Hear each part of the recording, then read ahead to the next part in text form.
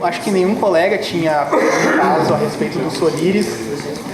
Eu já tinha tido a oportunidade de ir em Santa Rosa, onde eu tinha mencionado antes, pegar um caso, então eu sabia alguma coisa a respeito da discussão. Que aparentemente é um medicamento, então, que há um tratamento no SUS, né? É um tratamento que mantém a pessoa, controla a doença, digamos assim, mas o Solíris, ele, segundo o que se alegaria, é que ele melhoraria a qualidade de vida da pessoa ao tornar menos frequente a necessidade de transfusões de sangue. E daí, então, seria o interesse da pessoa de adquirir o medicamento. Só que ele é um medicamento que não tinha... Quando eu analisei lá em Santa Rosa, ele não tinha registro na Anvisa, aparentemente ele foi registrado recentemente. E o custo dele é altíssimo porque ele não é comercializado no Brasil e tem que ser importado. Então. Daí, então, sobre as perguntas aqui que foram feitas, sobre não estar registrado na Anvisa, ficou prejudicado, porque ele houve registro. Quanto ao custo do tratamento, que o grupo colocou é que o custo por si só tem que ser sopesado com as inúmeras circunstâncias, na medida em que se trata, deveriam ser sopesadas também as circunstâncias de que um eventual tratamento com o medicamento ele desonera outros aspectos do orçamento público, como, por exemplo, eventualmente uma pessoa está recebendo um benefício previdenciário ou não está conseguindo entrar no mercado de trabalho, ela poderia, então, caso fosse a indicação do medicamento para ela, poderia haver uma reinserção no mercado de trabalho, ela poderia se tornar economicamente ativa.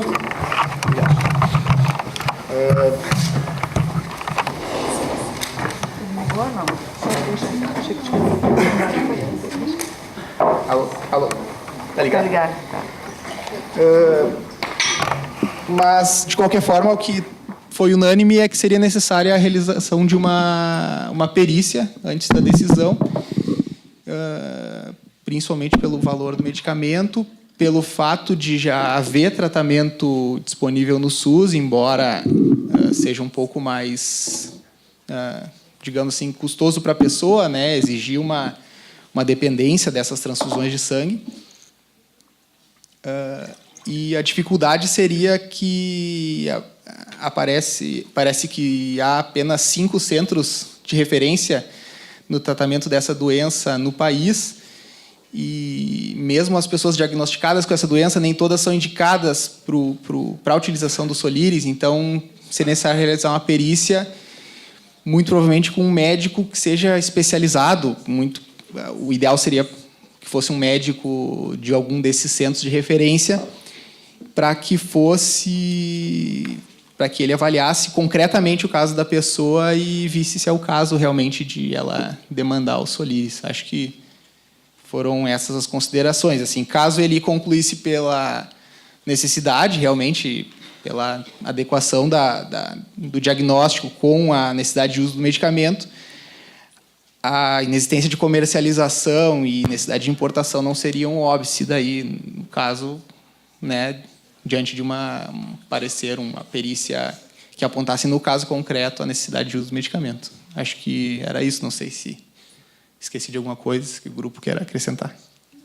Só ver se tem um grupo 2 que acrescentar. O grupo 2 gostaria de acrescentar alguma coisa?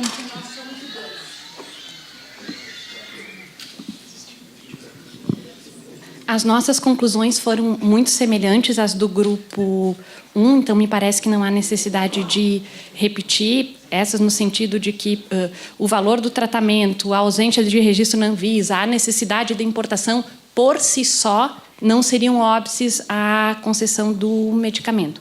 A Luciana nos informou, passando no grupo, e eu achei muito relevantes as informações que ela trouxe, que o Comitê da Saúde do Paraná chamou especialistas para tratar especificamente desse medicamento e que, de fato, o diagnóstico adequado do quadro só poderia ser feito nesses 5 centros de referência que existem para tratar da doença. Aí a gente começa a entrar em outras dificuldades, então, que vão surgindo no processo. Bom, Se o diagnóstico adequado e o impacto financeiro desse medicamento justifica a indispensabilidade desse diagnóstico adequado, só pode ser feito em 5 centros de referência. Como é que a gente vai disciplinar no processo? Essa parte tem assistência judiciária gratuita, na maior parte dos casos. As despesas para deslocamento, essa parte mora lá em Santa Rosa, onde o Dr. Francisco teve o processo, e tem que ir para o Hospital de Clínicas em Porto Alegre fazer essa perícia. A gente vai determinar que a União efetue o pagamento dessa despesa de deslocamento para que seja realizada essa avaliação. A gente vai ter que contatar esse centro de referência para verificar a disponibilidade para a realização desse exame, porque esse centro de referência, via de regra, não tem o especialista cadastrado como médico da assistência judiciária. Pelo contrário, a hematologia lá em Porto Alegre, onde a gente tem uma centralização de perícias médicas, não tem hematologista cadastrado, é muito difícil, e a gente tem uma dificuldade porque o fenômeno da judicialização acabou implicando o ajuizamento de um número expressivo de demandas em Brasília, de pacientes, por exemplo, de Porto Alegre. Então, o que acontece? Vem a carta precatória para a realização da perícia. Problema: medicamento prescrito, né, por diversos profissionais, e se o medicamento for prescrito pelo próprio Hospital de Clínicas, que é o centro de referência, e aí, nessa situação, ficaria dispensada a realização da perícia. Então, qual é a dificuldade? A gente até estabelece os parâmetros. Não, precisa perícia, a perícia tem que ser no centro de referência. O centro de referência não é nosso perito. Não está cadastrado. E aí, a gente tem como impor. E a segunda dificuldade: se é o centro de referência quem prescreveu, aí se torna dispensável a realização da perícia. A gente tem precatória só para fazer perícia na área de hematologia com relação ao Solíris. E outra discussão paralela que surgiu em relação à importação: o que acontece? Nos casos de importação, existe uma série de despesas agregadas, despesas com transporte, despacho aduaneiro, a incidência tributária, e daí a dúvida é: como a aquisição, na verdade, está sendo feita pelo Estado, naqueles casos em que deferido o medicamento, seria, digamos assim, necessário disciplinar na decisão o afastamento desses encargos, ao menos dos tributários? Isso seria adequado, seria inadequado? Daí houve uma divisão no grupo entre os que entendiam que era necessário e os que entendiam que não era necessário. E que a consideração da medicina baseada em evidências era indispensável, porque é o parâmetro já estabelecido pelo próprio STF. Eu acredito que, de diferente do que o Grupo 1 trabalhou, foram só esses tópicos. Alguém quer acrescentar alguma coisa do Grupo 2? Ela acabou custeando esse transporte até Porto Alegre, e até depois da perícia o perito disse que não era o caso do Solíris, então foi julgado. Daí depois eu acabei saindo lá da vara, mas pelo que eu vi foi julgado improcedente e o tribunal confirmou a improcedência. Então, mas naquele caso eu optei por a parte custear mesmo a despesa, até embora tivesse a JG. Bom, no nosso grupo as conclusões foram também parecidas, só com relação ao custo que a colega levantou ali. Até um colega do nosso grupo falou que, em determinados casos, a importação do medicamento pode ser até mais benéfica, porque o medicamento no exterior pode ser mais barato do que o medicamento no Brasil. Então, às vezes, eventualmente, mesmo com custo de transporte, importação e tudo, ainda assim seria mais barato comprar fora do que quando eventualmente fosse esse medicamento incorporado no Brasil, o custo dele seria maior pelo preço que seria cobrado aqui.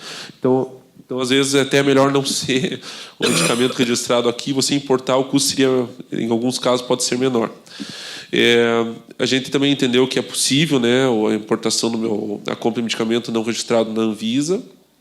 E só com relação à questão do valor, houve uma certa discussão. A gente entendeu o seguinte, que, na verdade, é possível, sim, desde que tenha sido aprovado em órgãos de regulamentação de outros países, especialmente países que tenham reconhecimento na medicina, né, que tenha sido pedido o registro no Brasil e que não tenha sido negado esse registro. Daí, nesse caso, a gente entendeu que seria possível a importação, a compra do medicamento não registrado na Anvisa. Daí, a questão orçamentária, houve uma certa divergência, porque alguns colegas entenderam que em caso de que o custo do medicamento é evidente que é um alto custo, ele quebraria a universalização do sistema de saúde brasileiro, então você utilizaria muito dinheiro para um caso específico, e em razão de quebrar o princípio da universalidade, você não poderia conceder um medicamento. Outros entenderam que, no caso, como não existe uma parametrização sobre valores de tratamento no Brasil, como existe na Inglaterra, por exemplo, não há como, no caso aqui é o meu entendimento, não há como no Brasil, como você estabelecer um valor mínimo ou máximo, porque quando o caso é evidente fica fácil. Mas quando o caso não é evidente, você não tem um valor estabelecido, como é que você faz? Então, no caso, no meu entendimento, você deveria passar para que a outra parte, a União, o Estado, o município, comprovasse a impossibilidade de fornecer esse medicamento por razão de questões orçamentárias ou questões da própria universalidade do medicamento, não teria condição de atender outras pessoas. Então, o entendimento, no caso, seria esse. Mas foi se discutido também a questão de que, quando é evidente o valor alto, não deveria ser concedido. O resto, acho que mais ou menos foi tudo no mesmo sentido do que já foi falado anteriormente. Eu tinha a impressão e disse que não conseguia localizar, porque o que aconteceu? Quando começaram a vir essas precatórias de Brasília para fazer a perícia lá em Porto Alegre, a AGU foi conversar comigo para tentar se localizar um especialista confiável para fazer essas perícias. E eu me lembro que, na época, ele tinha feito uma referência e que eu não tinha localizado, mas agora eu localizei. O que era? Em relação a uma das perguntas que está colocada aqui, se é indispensável o registro na Anvisa. O próprio STF estabelece como parâmetro que é indispensável, salvo casos excepcionais. E daí o que acontece? Tem julgamento do STF sobre o Solíris, dizendo que aquele era um caso excepcional. Então, fica a minha dúvida e a minha perplexidade. Quer dizer, que a gente vai discutir se é indispensável o registro na Anvisa, quando o STF diz que pode em casos excepcionais, e daí ele, analisando um processo sobre esse medicamento, entende que se trata de hipótese excepcional, então, em tese, essa discussão, no caso do Solíris, estaria superada pelo próprio STF. Ainda que numa única decisão, e ainda que essa jurisprudência possa ser alterada com todas essas informações técnicas que vêm, mas, realmente, já tem uma decisão muito antiga do STF a respeito do Solíris. Relator, ministro Marco Aurélio, é essa? Não, acho que é... só um pouquinho, doutora Marga, para eu ver aqui. Já lhe digo quem é. César Peluso. Qual é o RE? Pois é. Aqui tem a transcrição e não tem a referência do recurso, só diz Brasília, 19 de abril de 2011. Eu teria que procurar depois pelos termos, mas eu procuro e identifico. Está transcrito numa decisão. E daí, como a AGU referiu, eu digo, deixa eu procurar para ver. E daí Deve ser decisão monocrática, porque em 2011, se eu não me engano, ele estava no exercício da presidência, então deve ter sido isso. Pode ser. Talvez suspensão de tutela. Começou exatamente assim. Não é caso de suspensão. Tá. Então, é decisão monocrática do Monocrática do presidente.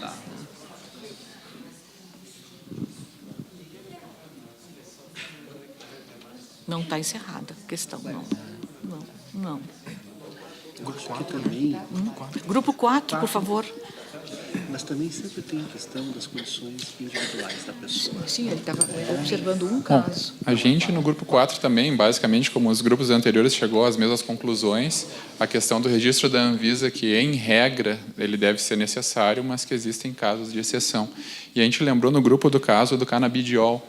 Eu tive um processo em 2013, até a gente conversou ali, que era uma menina de 2 anos de idade que tinha 120 crises convulsivas por dia. Tinha feito todos os tratamentos de SUS, estava com problema de traumatismo craniano, risco neurológico sério pelas quedas, e o canabidiol foi pedido judicialmente. A gente fez a perícia, seguiu todos os balizadores do Supremo e se indicou para aquele caso. Foi difícil encontrar um perito que quisesse atestar naquele momento a eficácia do medicamento. E a menina teve o medicamento deferido, não era um custo nem perto disso aqui. E a gente agora na vara, naquelas atividades de inspeção da corregedoria, para tentar ilustrar, a gente achou aquele processo e contatou a parte. E a gente foi ver como é que essa criança estava hoje, só para ilustrar a equipe, desde o atendimento ao público, ao setor da perícia, à assessoria do juiz. E a gente fez um pequeno vídeo com a autorização da família só para uso na vara, e a menina está muito, muito bem. E atualmente a Anvisa já registrou o canabidiol e está discutindo o preço. E aí surgiu um outro debate no grupo, por que quando se faz o registro já não se vai para o critério preço? Eu não sei qual seria o requisito técnico, porque fica muito confortável para o fabricante, para o laboratório. Eu quero registrar, mas eu não quero discutir preço. E a gente arca com esse custo, né, enquanto sociedade. Então, eu não sei, eu não entendo, até deveria ter perguntado daqui a pouco para o pessoal do turno da manhã, por que não vem uma coisa casada com a outra, né? No momento que tu faz o pedido do registro na Anvisa, já deveria ter um indicador de preço. E ali foi um caso bem concreto de norma de exceção, no caso, e hoje o medicamento está sendo utilizado e a eficácia dele está bem demonstrada. A gente lembrou disso porque, nesse caso também, o grupo, só acrescentando um pouco, a gente acha que a perícia seria fundamental, porque a pessoa está sendo tratada. Ela está recebendo as transfusões, teria que ver qual seria o percentual de ganho, né, no tratamento e qualidade de vida dela para ter um medicamento de um custo desses, né? E a gente teria, além da perícia, o grupo concluiu que seria interessante fazer aquelas consultas ali ao Conitec, eventualmente ao sistema do CNJ, ao próprio INICE, ao Cochrane, que foi indicado para ver, porque como foi indicado também pelo palestrante de ontem, pelo Dr. Stephanie, aquele do Clínicas, se a gente tem já um estudo sério dizendo que esse medicamento ele não tem um ganho significativo, como norma de exceção é excelente a consulta a esses bancos de dados, né? Tu faz um filtro muito grande, né? E que dirá para um tratamento desse custo, né?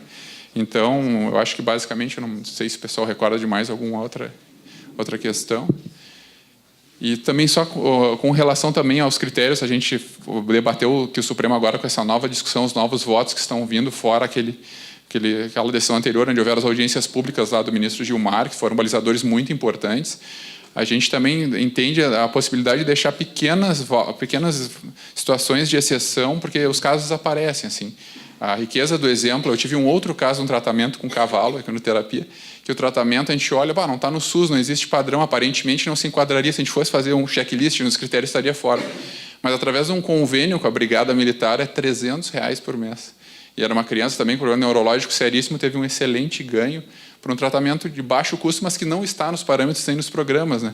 Então, esse é o desafio dessa matéria que a gente vê ali no grupo, é que é mais que transdisciplinar, a gente tem que criar muitas vezes, né, dada o problema que o processo traz concretamente ali, né? Tem mais grupo? Os demais grupos não deixaram muita coisa para a gente falar aqui, mas a questão do registro na Anvisa foi superado recentemente, né, porque teve o registro.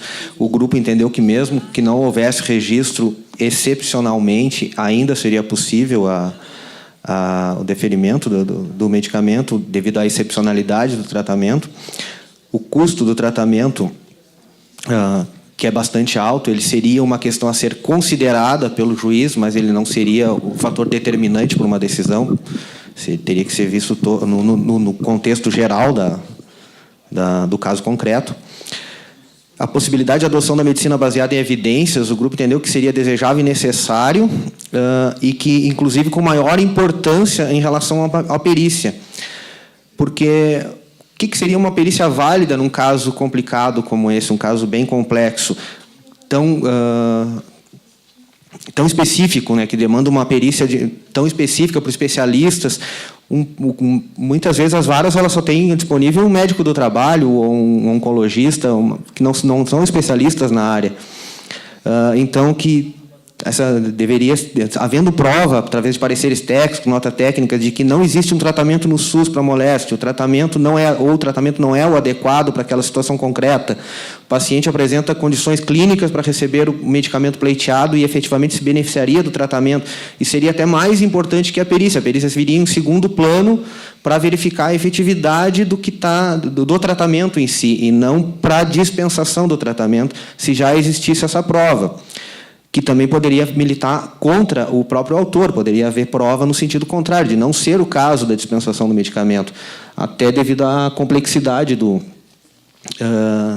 a especificidade do caso, né, dessa doença. de difícil diagnóstico. Não seria um perito qualquer que poderia diagnosticar, já que existem centros de excelência específicos para diagnosticar essa doença. Não seria um hospital lá do interior que faria um diagnóstico que diria, em última, isso aqui é a doença tal, que depende do medicamento tal. Então, ficaria bem complicado de se basear numa prescrição, às vezes, de um médico particular num consultório, sem maiores informações. Quanto à aplicação dos artigos da Lei 8.080, elas justamente proibiam a importação e comercialização de medicamentos não registrados na Anvisa, o artigo 19T, e, dessa forma, deveriam ser afastados com base em princípios constitucionais. Acho que uma fundamentação adequada, nesse caso, passa por afastar esses óbices legais. Se for dispensar um medicamento que não está registrado na Anvisa, que não está, ou determinar a importação desse medicamento, tem que afastar a legislação que veda isso. A necessidade de perícia eu tratei junto aqui com a questão da medicina baseada em evidências, e o grupo ele mencionou também, baseado na história anterior do medicamento que não estava registrado na Anvisa, a dificuldade na importação do medicamento, a inexistência da comercialização, por não ter registro, e a dificuldade que seria uma importação, porque também para importação precisa o registro na Anvisa. Então, como seria a operacionalização de uma liminar? Por isso que talvez o medicamento se tornou tão caro, pela própria dificuldade de operacionalização das decisões que deferiam o uso desse medicamento. Basicamente, foi isso que o grupo discutiu. Então, a gente trouxe, aqui a gente tem um centro de referência, que é o HC, a gente trouxe alguns médicos de lá, e eles criaram um checklist, vamos dizer assim, para a gente poder analisar nesses casos do Solires. Assim que a gente tiver isso bem compilado, eu me proponho a mandar para quem tiver interesse, ou mandar para todos. Em relação à perícia, a dificuldade que você tratou, realmente a gente vai, eu acho que em alguns casos, e esse seria um deles, a gente vai ter que usar de um pouco de criatividade para enfrentar. A gente teve casos similares aqui em Curitiba, principalmente envolvendo aquele transplante multivisceral, não sei se vocês estiveram no Rio Grande do Sul, acredito que sim. Aqui a gente teve 2 casos bem interessantes, e naquele caso a gente montou uma junta, não de peritos cadastrados, e a União pagou.